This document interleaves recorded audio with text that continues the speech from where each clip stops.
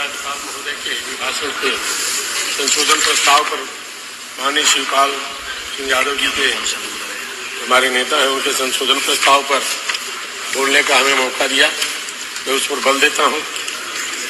महोदय, तमाम उपलब्धियां गिनाई गई। नाम नहीं लिस्ट तो नहीं होगा तो आस्तिक की भी बात हुई, नास्तिक की भी बात हुई। 40वां नंबर पे वास्तविक की बात कब होगी? वास्तविकता की भी बात होनी चाहिए। आस्तिक की तो बात बहुत हुई, संगम की भी बात हुई, महाराज प्रयाग की भी बातें हुई, महाकुंभ की भी बातें हुई, सनातन की भी बातें हुई। उसी सनातन धर्म में हम लोग एक ऐसे वर्ग विशेष से आते हैं जिनको इसी देश में तालाब में पानी पीने नहीं दिया गया, तब भी हम सनातनी थे, आज भी सनातनी, और तनातनी के बीच में बने रहे। ऐसे हम सनातनी। कहां चली जाती है उस समय मानवता? सुरक्षा की बात बहुत हुई। अभी चंद दिन पहले अयोध्या के अंदर जहां भगवान श्री राम जी का जन्म हुआ, भव्य मंदिर बना, ये हुआ कि अब तो वहां किसी को संताप रहेगा ही नहीं। दैविक भौतिक तापा, रामराज नहीं का वो व्यापार। 18 साल 16 साल की लड़की को घर से 3 दिन पहले जब वो निकली, 3 दिन पहले अपहरण कर लिया गया। पुलिस कान में तेल डाल करके सोती रही, कानून व्यवस्था वहां नजर नहीं आई। जब वो लड़की मर जाती है 3 दिन बाद, जब उसकी लाश मिलती है तो पुलिस की आंख खुलती है, उस शासन प्रशासन की भी आंख खुलती है। जहां राम ही पैदा हुए, कम से कम वहां तो रामराज दिखना ही चाहिए। आज भी गरीबों की इज्जत के साथ इसी तरह से खिलवाड़ हो रहा है। कानून व्यवस्था उनके लिए नहीं। जब कानून व्यवस्था की वास्तविकता पर जाते हैं तो लगता है कि यहां भी दो धारी तलवार चलाई जाती है। गरीबों के लिए अलग है, अमीरों के लिए अलग है। यही घटना हुई थी हाथरस में भी, शायद इसलिए हुई कि वो दलित की बेटी थी, और अयोध्या में भी जो हुई वो दलित की बेटी थी।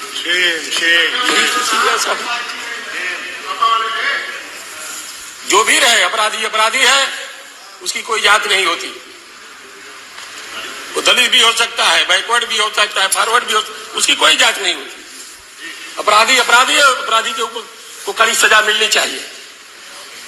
उसके साथ भेदभाव नहीं होना चाहिए, न जाति का न स्वजाति का। कड़ी कार्रवाई होनी चाहिए। हम नौजवानों की बात कर रहे हैं। नौजवान अकेले उत्तर प्रदेश के अंदर 9 करोड़ से ज्यादा नौजवान, पढ़ा लिखा नौजवान सड़कों पर भारे भारे फिर रहा है, जिनका मुस्तकबिल अंधकार में है, जिनके रोजगार की कोई व्यवस्था नहीं दिख रही है। आज महंगाई की स्थिति यह है कि महंगाई पर तो मुझे भी एक कविता याद आ गई कि महंगाई के बाहर देख बरसाती नदी लजाइल बा। 5 मिनट बोले। महंगाई के बाहर देख बरसाती नदी लजाइल बा, सब कुकर्म बढ़ गया जब से बीजेपी आइल बा। पुलिस उठा कानून का डंडा, बेकसूर के पीट रहल बा, मस्ती से अपराधी घूमे, इन्हें क्यों ना पूछ रहे। यहां भी भेदभाव हो रहा। महंगाई की बात कहते हमने बड़ी विजय हासिल कर ली। 365 रुपया जो सिलेंडर मिलता था 1200 रुपया पहुंच गया। अच्छे दिन का सपना दिखाया गया। हम विश्वगुरु बनने के कगार पर हैं।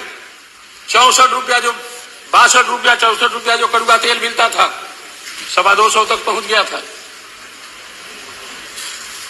अरहर की दाल जो 60 65 62 रुपया हुआ करती थी 150 180 रुपया पहुंच गई। यही है गरीबों के लिए अच्छे दिन।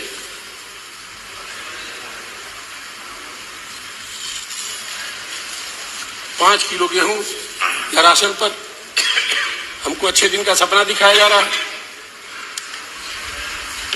अब तो लोग नारा लगा रहे हैं, देश बेचकर खाएंगे विश्व गुरु कहलाएंगे, देश बेचकर खाएंगे विश्व गुरु कहलाएंगे। हिटलर ने कहा था देश की जनता का खून इस कदर चूस लो कि अपने जिंदा रहने को भी विकास समझे। विधायक जी 5 विश्व गुरु वाले देश में, विश्व गुरु वाले देश में हम 5 किलो गेहूं के लिए 80 करोड़ लोग लाइन में खड़े हैं कटोरा लेकर के, फिर भी विश्व गुरु बंद है। महोदय, हम अपने क्षेत्र की कुछ समस्या के बारे में आपसे 1 मिनट का समय देना चाहता हूं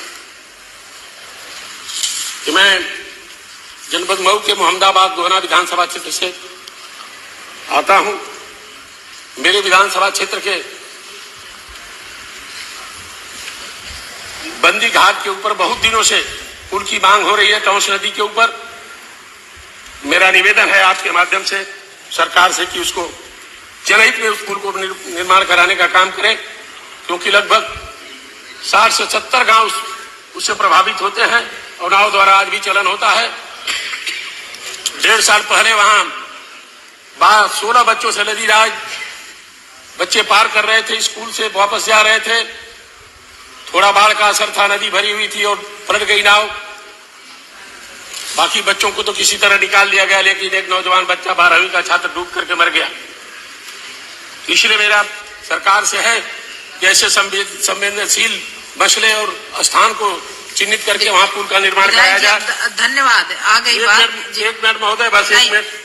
जनपद मऊ के ब्लॉक मोहम्मदाबाद गोहना के अरेला गांव से बंदी कला गांव तक का सड़क का निर्माण कराया जाए। जनपद मऊ के ब्लॉक मोहम्मदाबाद गोहना के देवकली देवलास से इटौरा चट्टी हनुमान जी के मंदिर तक की सड़क का पुनर्निर्माण कराया जाए। धन्यवाद। श्रीमती सरोज कुरिल जी।